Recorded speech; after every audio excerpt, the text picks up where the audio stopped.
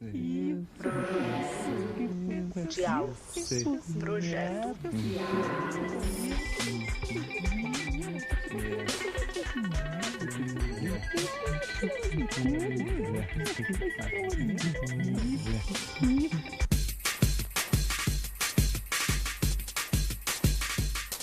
Nós estamos hoje aqui, para nossa alegria, com Gilberto Safra, que é professor da PUC e professor da USP de psicanálise, e tem também feito um trabalho bastante importante junto ao Grupo Independente de Psicanálise.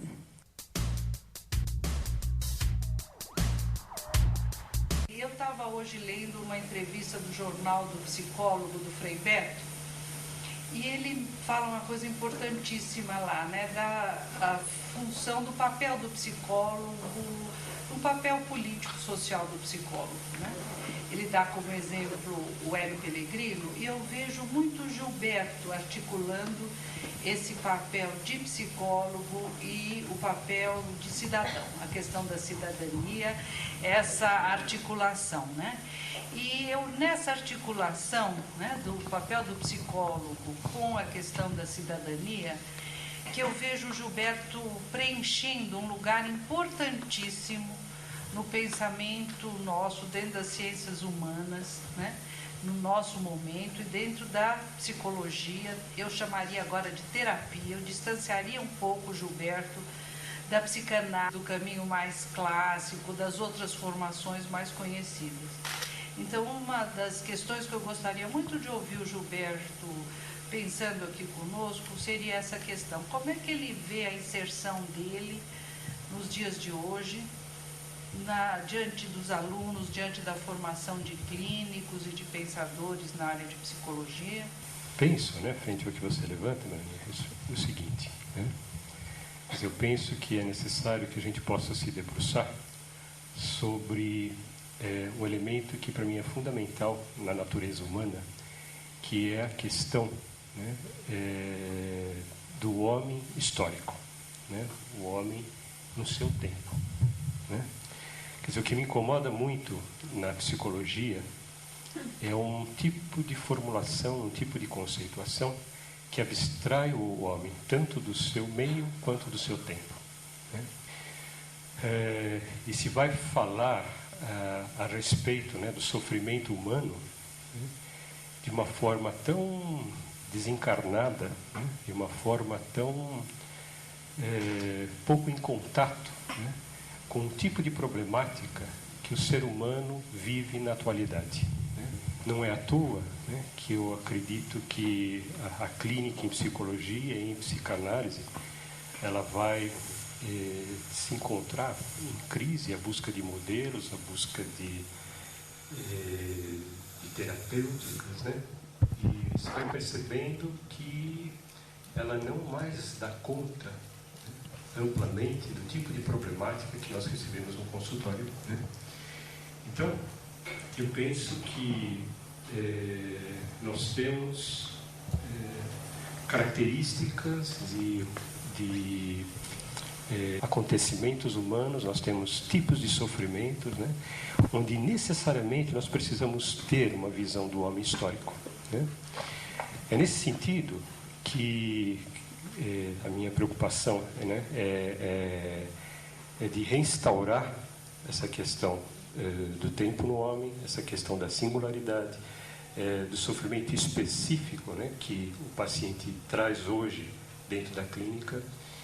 E a minha compreensão é que há uma busca dos profissionais, né, de vértices, né, para se pensar essa problemática. Há uma busca dos profissionais de novos modelos de clínica, né, para dar conta dessa problemática.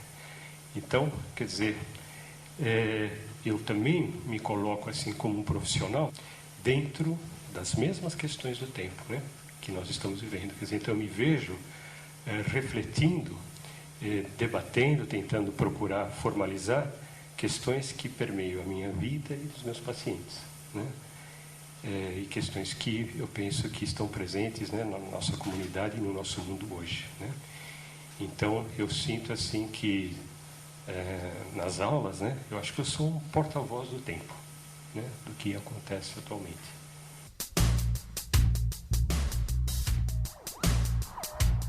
Desde aluno da USP, como é que foi o seu encontro com o pensamento do Winnicott, que nós sabemos que ele é tão importante? Como se deu? Foi impacto? Foi devagar? Como foi? Isso é uma coisa, para mim, curiosa, né? Porque eu diria o seguinte, que eu não encontrei o Winnicott, eu o reencontrei, né? Eu reencontrei pelo seguinte, né? Eu tive, né, a formação da USP, né? Estudei todas as teorias psicológicas, né? E a minha formação foi principalmente kleiniana. Fiz uma análise de orientação bioniana durante muitos anos, né? Mas a sensação que eu sempre tive, né, mesmo sendo kleiniano, é que eu não vestia bem, né? Eu não vestia bem. Eu me lembro que muitas vezes eu estava com os meus pacientes, né? E eu achava muito pouco apurado, muito pouco sensível aquilo que eu dizia para os meus pacientes, né? Eu posso dizer assim que eles me ajudaram muito.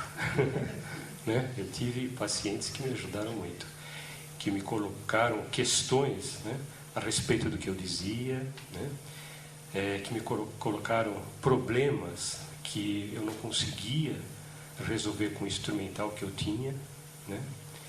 Então, eu lembro de alguns pacientes que realmente me trouxeram impasse, né, na minha tentativa, né, de trabalhar com eles. E na época, isso foi em 77, né? Final de 77, a Sociedade de Psicanálise de São Paulo ofereceu um curso que era coordenado pelo Dr. Prego e a esposa, a Vida, chamava-se Vida. E era um curso sobre Melanie Klein, né? Era um curso sobre Melanie Klein, né? Então, era um curso que o casal vinha nos finais de semana, o Prego, ele falava, né, alguma coisa sobre a teoria kleiniana aos sábados, e ao domingo nós tínhamos supervisão com a Vida, né? E no meio desse percurso, um dia o Prego disse o seguinte: eu estou lendo um autor que eu estou apaixonado. Né? Eu estou apaixonado com esse autor. E começou a falar do Winnicott, né? E se vocês quiserem, né, eu posso me deter na apresentação de Melanie Klein, a minha esposa continua, e eu começo então a apresentar para vocês o Winnicott. E nós aceitamos, né? E à medida que eu fui me familiarizando com o pensamento do Winnicott, estava lá, né? Era um reencontro.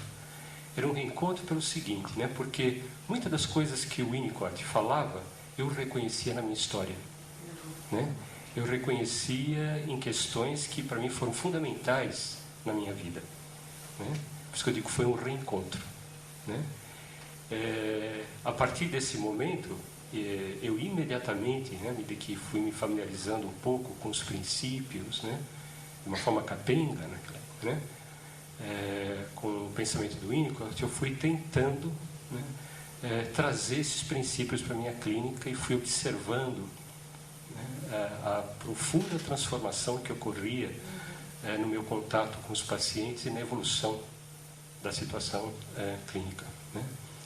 E foi, quer dizer, foi assim, né, que eu pude me reencontrar com ele, né? E já tinha locutores, porque naquele momento estava todo mundo trabalhando de uma forma um pouco diferente. Você tinha interlocutores aqui já tinha com quem você está? Não, não tinha, né? O Dr. Prego veio algumas vezes, ocorreu uma problemática e ele não mais retornou, né? E eu fiquei estudando, né? Fiquei estudando o Winnicott. Eu acho que a minha análise me ajudou no seguinte sentido: a minha análise me deu rigor, né? Quer dizer, a minha análise não abordava as questões que o Winnicott trazia, né? Mas ela me deu rigor, né? E o rigor que a análise me deu, eu pude ir empreendendo, né? Estudando e tentando refletir sobre a minha clínica, né? E eu acho que, quando a Melanie mencionou a questão da tese de doutorado, né? A tese de doutorado, para mim, foi um momento mutativo, né? Chamava-se assim, momentos mutativos, né? Para mim, foi o meu momento mutativo, porque foi o momento que eu comecei a perceber com clareza, né? Que eu comecei a depurar onde estava o Winnicott, né? Então, é uma tese onde ela tem uma interface entre o Winnicott e o que eu sabia de psicanálise até então, né? Mas foi o momento em que eu realmente me dei conta, né? Do que era fundamental e da novidade que o Winnicott apresentava, né? Então ela me serviu assim como ponto de partida, né? Para depois ter outras formulações, porque mesmo na tese de mestrado, né? Eu usava o pensamento do Winnicott, né? E nas consultas terapêuticas, né? Mas eu não tinha ainda claro dos princípios, né? Que rigorosamente norteavam aquele tipo de prática. Isso só foi ficar claro para mim depois do doutorado, né? Depois. O doutorado, ele, né? É uma linha divisória. Isso.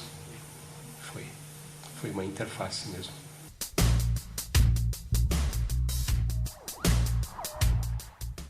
Tenho curiosidade sobre a tua tese de mestrado. Certo. E a questão da ideia, aquela ideia das histórias montadas. Eu queria que você me contasse um pouquinho. Como é que foi que você chegou lá? Porque eu tinha a impressão que você, de algum modo, já tinha se aproximado de Winnicott. Sim, sim. Aliás, eu não li a sua tese, eu até gostaria de saber mais sobre ela. A tese de mestrado surgiu pelo seguinte, quer dizer, a tese chamava-se um método de consulta terapêutica com uso de histórias infantis, né? A tese de mestrado, ela surgiu, em primeiro lugar, porque as histórias infantis tiveram um lugar bastante importante na minha vida. Tiveram um lugar importante, quer dizer, porque um dos momentos, eu tenho que contar um pouco, né? Da minha vida, né? Eu venho de uma família de origens muito diversas, né? De parte de mãe, minha avó era portuguesa, né? E meu avô era filho de um padre alemão com uma índia, né? De parte de pai, meu avô espanhol e minha avó belga, né? Então eu fui criado muito próximo dos meus avós, né? E uma das coisas que ocorreu é que eu tive influências culturais muito distintas. Isto causou problema para mim, né? Porque era difícil, né? Eu encontrar continuidade nesses ambientes. Né? Era complicado, né? Porque eram costumes, eram maneiras muito diferentes de lidar com a vida, né? Por outro lado, apesar de ter... Eles todos já radicados aqui? Já radicados aqui, né? Todos radicados aqui. E se por um lado isso me trouxe uma dificuldade, por outro lado me deu abertura para conhecer o diferente, né? Para conhecer o diferente. E que isso era uma questão para mim quando eu era menino, né? E é um momento fundamental na minha história, que é o momento onde meu pai se aproxima de mim e ele me dá um presente que para ele era muito valioso, que era os 4 volumes das 1001 Noites, né? Ele falou assim: isso aqui é meu, eu sempre gostei de ler, e me deu quando eu comecei a ler, né? E aí foi a minha leitura fundamental. Foi um livro de cabeceira durante muitos anos, né?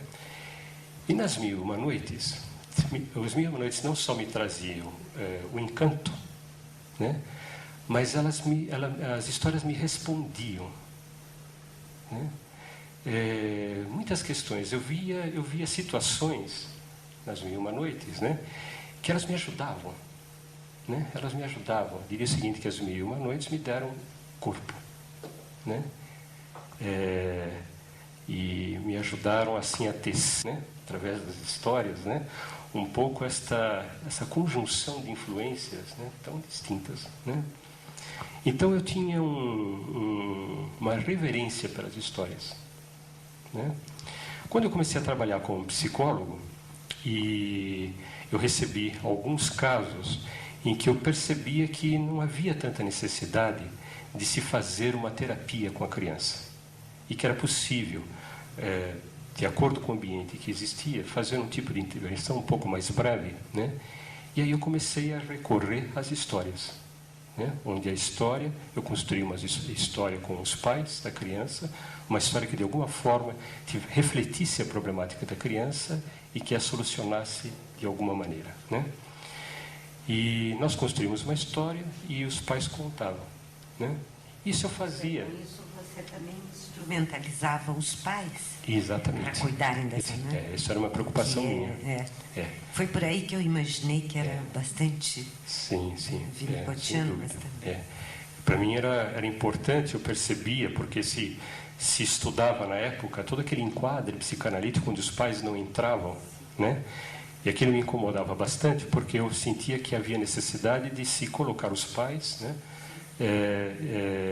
Para que cuidasse do seu filho, né?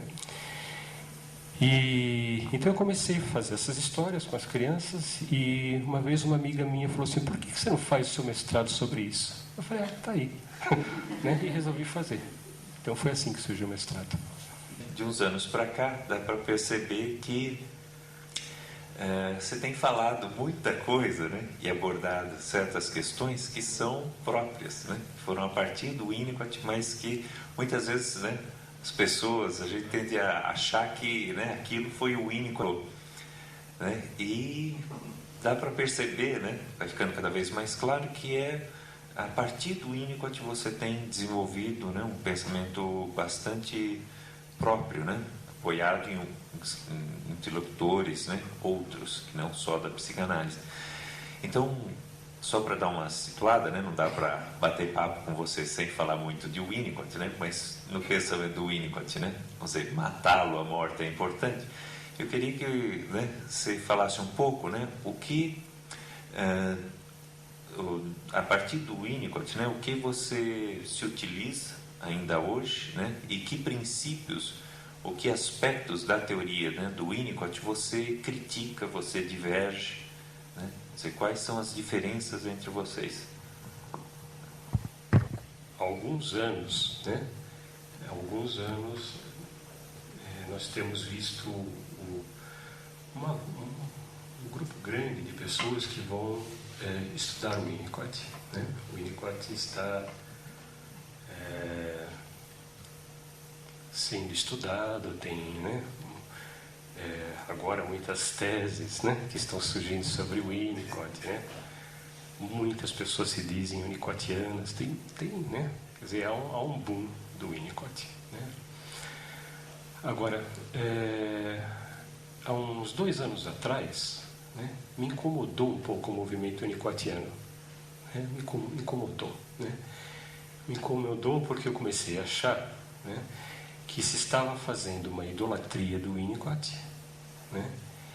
E se estava fazendo do Winnicott tudo aquilo que me parecia que não era, né, a posição de Winnicott, né? E de fato, quer dizer, eu sempre digo assim que o Winnicott, dos autores que eu conheço, é o autor que desejou ser morto, né?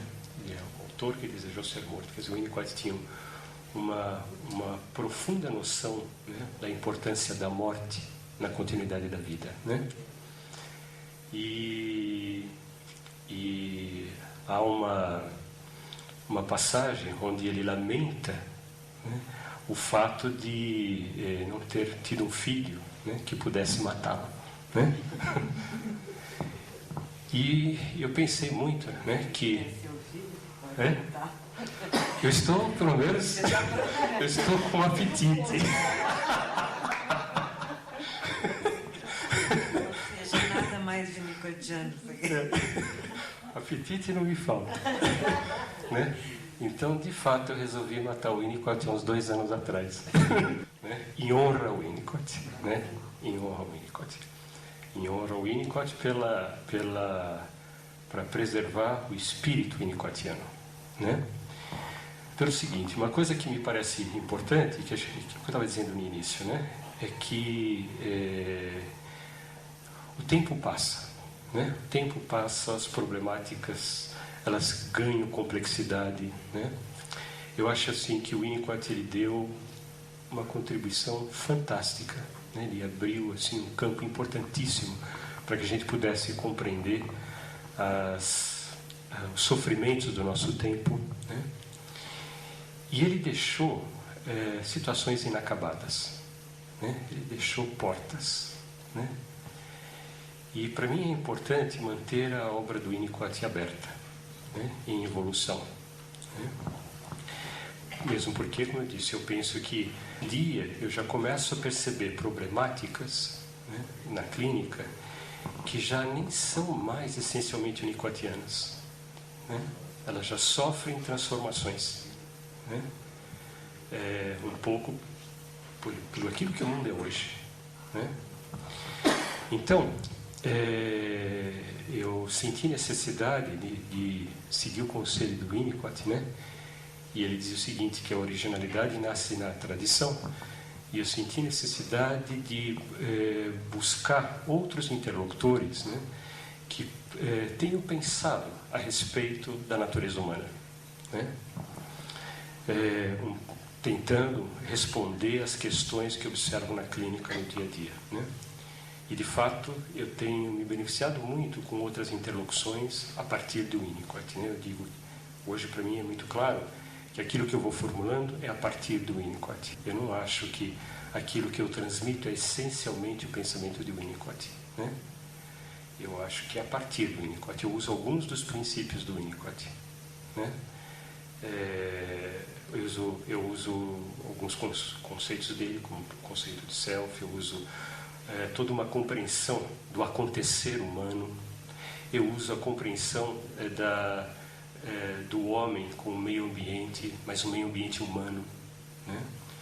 Então, eu uso alguns dos princípios do Winnicott, né? A minha preocupação nesse momento, né, e através das interlocuções que eu tenho feito, e eu tenho feito interlocução principalmente com o mundo, né, russo, né? Com o mundo russo, com os filósofos russos do início do século, né? E com os teólogos russos e gregos, e que se debateram e que viveram coisas, né? Questões na Rússia, problemáticas na Rússia, né? Que os obrigaram a ter que se deter, né? E refletir a respeito da natureza humana, né? E da natureza do ato criador, a natureza do ato criador e político, né? Então, eu tenho me beneficiado muito desse tipo de interlocução, né? E eu digo o seguinte, no que eu estou diferindo do Winnicott? Eu difiro do Winnicott nesse momento, principalmente em questão da sistematização, né? Que é o seguinte, o Winnicott ele vai trazendo toda uma noção do processo maturacional, né, que se dá ao longo do tempo, né? Para mim, né, aquilo que ele traz, né, aquilo que ele vai falar do encontro da mãe-bebê, né, que esse acontecimento originário, esse acontecimento fundante, né, eu uso isso como uma referência, porque para mim, por exemplo, né, no momento que eu tenho um paciente que tem 25 anos, né, na frente, ele traz questões que eu posso reconhecer que poderiam ser entendidas, né, por exemplo, como falhas do fenômeno de ilusão, como falhas do campo transicional, né? Mas são falhas que não têm as mesmas características das falhas que ocorrem com um bebê, né? Porque se trata de uma pessoa de 25 anos. Então, eu não uso, hoje em dia, o pensamento do Winnicott de uma forma sistematizada, no sentido, por exemplo, de me referir que isso aconteceu, por exemplo, mãe ou com o pai. Minha história é muito mais complexa do que isso, né? Tem a ver com isso, mas para mim, atrás da mãe tem uma história, né, muito mais sofisticada. Quer dizer, a coisa não termina na mãe. E, de certa forma, o Winnicott assinala isso em alguns textos, né? Quando ele vai mostrar, né, que atrás, por exemplo, da mãe está uma cultura, está um tipo de estética, está um meio ambiente, está uma série de questões, né? E, para mim, não é importante só compreender, né, a falha da mãe, mas compreender esta falha historicamente.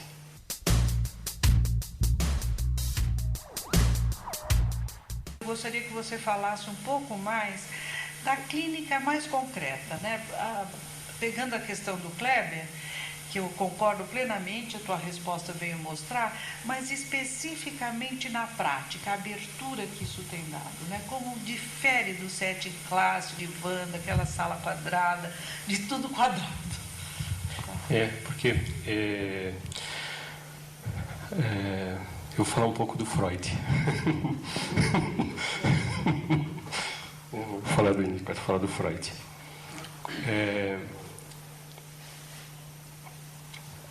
Tradicionalmente, né, se pensa, por exemplo, no Freud, né, se pensa que o Freud ele traz uma contribuição fundamental porque ele mostra o homem dividido, né? Quer dizer, tradicionalmente se pensa dessa forma, né? Atualmente, quando penso, por exemplo, na obra do Freud, para mim a questão fundamental do Freud não é tanto que ele mostrou o homem dividido, né? Porque eu fico pensando Freud no seu tempo, né? Eu fico pensando Freud na época, né? Em um momento onde existia toda um poder, uma influência muito grande do racionalismo, do iluminismo, onde a questão da moral, né, imperava, né? A moral imperando, né, o que nós vamos ter, por exemplo, né, é que no momento que o ser humano ele se reduz à moral, né, nós temos uma paralisação da própria natureza do homem, né? Quer dizer, aquilo que caracteriza o homem como esse lugar, como esse ser em desdobramento, esse ser em transbordamento, né? No momento que o indivíduo se fecha, né, num conjunto moral, ele se coisificou, né? E para mim, a originária da psicanálise, a ação originária do Freud, é criar uma abertura, né? É mais do que mostrar o homem dividido. Para mim, é criar uma abertura e assinalar que o homem vai mais além, né? E o que é interessante é que o homem sempre vai mais além, né? E se de um lado, por exemplo, eu acho, né, minha opinião pessoal assim, é que a psicanálise virou um fetiche, né? A psicanálise virou um fetiche, para mim ela virou um emblema, né? Isso eu acho uma coisa terrível, né? Porque virou título, né? Virou categoria de nobreza, né? Eu acho terrível, isso eu acho uma traição a Freud, né? Porque para mim Freud, mais do que ele subverter, que é o que se pensa, eu acho que ele abriu, né? Ele mostrou mais além, né? E na medida em que se está em contato com a clínica, eu acho que nós estamos diariamente sendo chamados, né, a prosseguir nesse trabalho de descoisificação do homem, né, e de reflexão no esgarçamento da natureza humana. O que significa ter que repensar a natureza da clínica no nosso tempo para que ela preserve, né, esta ação originária, né? nesse ponto, né, eu penso assim que a clínica hoje é uma clínica que, mais do que nunca, ela demanda relação, ela demanda encontro. Um paciente meu me disse o seguinte: eu passei anos, né, apesar de ter feito análise várias vezes, né, assim, eu passei anos sem que ninguém tivesse conversado comigo. Né? Quer dizer, o que é isso? Né? O que é isso? Conversa com o outro que não se leva em conta as características, a singularidade do outro. E então eu penso que a clínica hoje é uma clínica que precisa ir ao encontro do humano.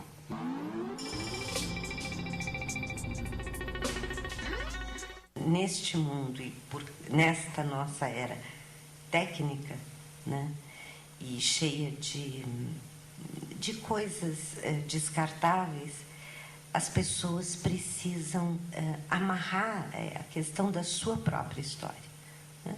Então, como você mencionou a questão do tempo, e que hoje nós recebemos pessoas cujas histórias foram esgarçadas, eu queria que você falasse um pouquinho sobre, porque me parece que a tua preocupação também passa por aí, me parece. Sim, Então, tem uma frase do Levinas que eu muito, né, que eu sempre repito, que ele diz o seguinte: o psiquismo, antes de ser psiquismo, o seu fundamento é teologia. Né? E eu acho isso fantástico e perfeito. Por quê? Né? Eu acho que faz parte, né, de um pouco da problemática, né, do que ocorreu no nosso mundo, com a questão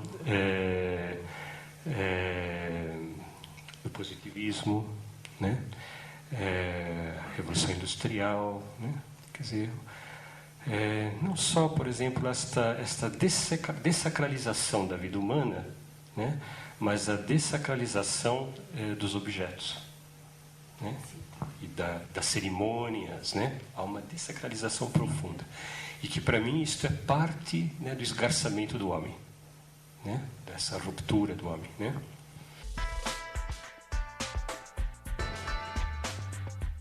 Para mim, o religioso tem a ver com uma concepção do divino, né? Quer dizer, então, supõe toda uma questão representacional, supõe, às vezes, inclusive, um sistema de crenças em relação, né, àquilo que se pensa do divino. E, para mim, uma outra coisa é a experiência sagrada, né? Que é aquilo que reverbera, é aquilo que acontece, é aquilo que origina, né? E que atravessa o ser humano, né, independente da vontade dele. Né? É uma verdade que lá está. Então, eu não acho, por exemplo, hoje, né, que a gente possa ser um bom terapeuta sem conhecer a teologia, né? Sem conhecer como que a pessoa reverbera no sagrado. Né? Então, para mim é fundamental, quer dizer, porque na hora que eu saco, bom, a teologia desta pessoa é assim que ela concebe o sagrado, o vive, eu conheço tudo dessa pessoa. Né? Eu conheço com clareza de onde ela vem e para onde ela vai. E posso acompanhá-la. Né? E posso respeitá-la. Né? E aí que está, para mim, a emergência da singularidade. Né? Por isso que eu acho que se a gente ouve uma pessoa só a partir da psicologia, é uma escuta muito anêmica.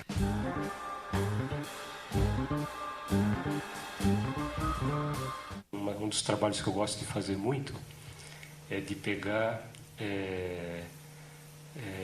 a história de pessoas, né, que já fizeram o seu percurso por completo, né, que já morreram e que fizeram uma obra e que por aqui passaram, né? Então é interessante você observar isso, né? Qual foi a trajetória de um autor, qual foi a trajetória de um poeta, né? É interessante porque a gente vai percebendo, por exemplo, que aquela dimensão sagrada ela vai permeando a obra do autor o tempo inteiro, né?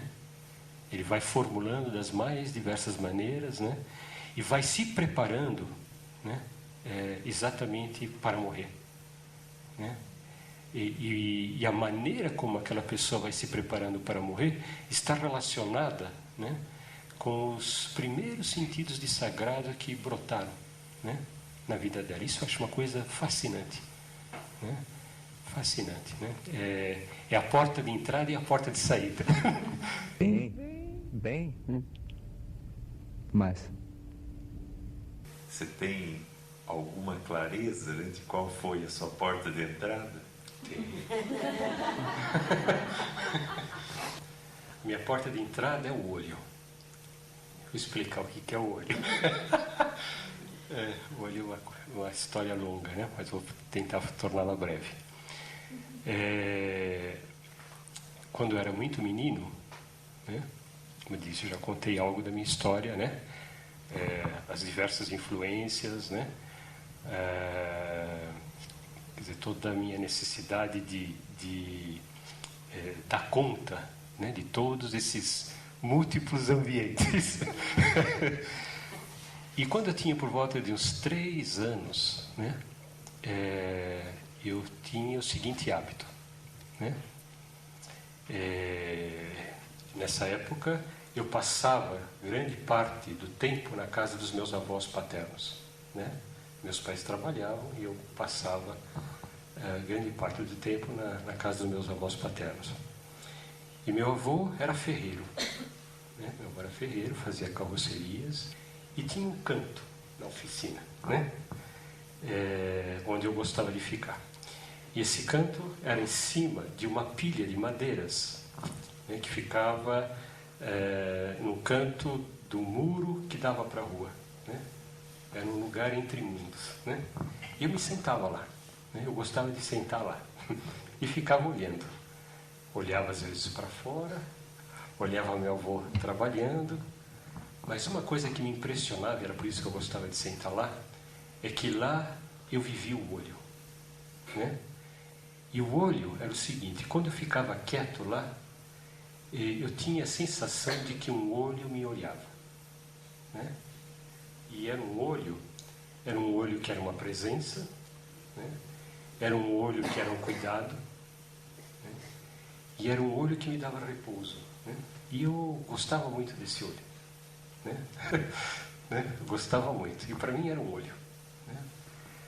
E eu ia em busca desse olho lá, porque era o lugar onde eu ficava realmente quieto, né? Esse olho, né, para mim, quer dizer, toda a minha história está nesse olho, né? Esse olho me contemplava, né, de um lugar fora do tempo e fora do espaço. Era um olho absoluto, que era eu mesmo. Né? O paradoxo era esse, né? Era eu mesmo, mas era alguma outra coisa ao mesmo tempo, né? E esse olho era o meu sagrado. Quando começaram a falar para mim de Deus, Deus para mim era esse olho, né? Tinha que ser. Né? Tinha que ser. E esse olho, ele também é o lugar onde eu me encontrava a maior parte do tempo, até hoje, né? Até hoje. Quer dizer, quando eu interajo, quando eu converso, eu estou no mundo, mas eu estou sempre nesse olho, né? E que é um olho que olha a história, né? É um olho que olha o sofrimento humano, é um olho que me olha além de mim mesmo, né? E para mim a morte é, né, me dissipar no olho e dissipar o olho também, né? Quer dizer, para mim é isso. Então a minha entrada foi por aí, né? E que eu acho que tem tudo a ver com a minha profissão, né? Tem tudo a ver, né? Quer dizer, a minha profissão é com esse olho, né?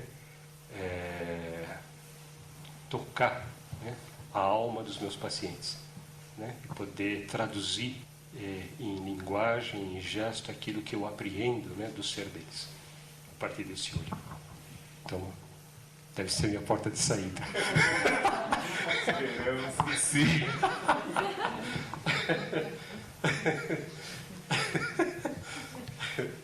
Se você não fosse terapeuta, o que você seria? Monge.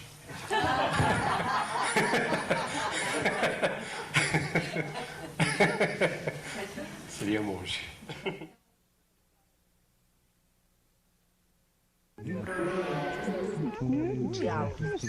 Projeto. Aí, na janela. Você todo